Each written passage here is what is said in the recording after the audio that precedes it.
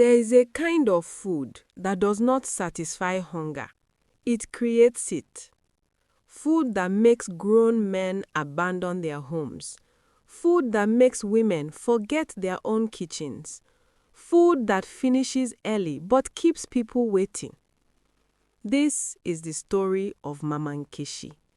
And this is how a whole city slowly became addicted without knowing why. Mama Nkeshi's restaurant was small. Just zinc roof, plastic chairs, one big pot. But the queue? It was longer than banks on salary day. People came from other streets, other neighborhoods. Some even took buses just to eat her food. They said, her soup has power. Once you eat it, you'll come back. Nobody cooks like Mama Nkeshi. Mama Nkeshi herself, quiet, always sweating, even early in the morning when the sun wasn't hot. Her face always shone with sweat. Her arms glistened. Her wrapper was always damp, and she never wiped it off. Customers noticed something odd. Mama Nkeshi never tasted her food. Not once. Instead, as she cooked, sweat would drip from her face, from her arms, sometimes straight into the pot. People laughed it off. Mama Nkeshi, you are sweaty, no? She would only smile and say, good food requires sacrifice. And the food? It tasted better every day. Something changed in the people who ate her food. A man named Kunle stopped eating his wife's meals. A woman named Efunanya sold her blender just to buy Mama Nkeshi's soup daily. School children skipped classes to stand in line.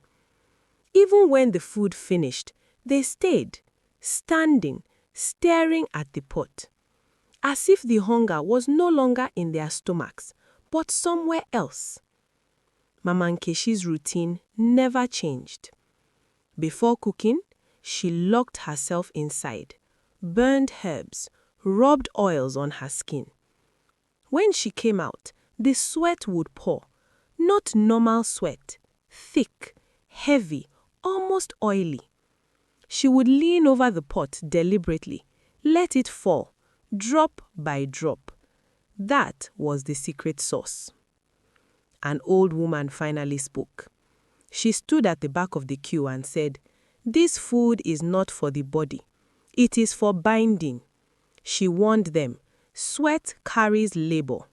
Labor carries spirit. Spirit carries control. People laughed at her. That night, 3 customers fell sick.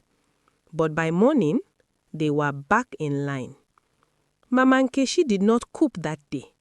Yet, the smell of her soup filled the street, and people still gathered, waiting, hungry for something they could no longer name.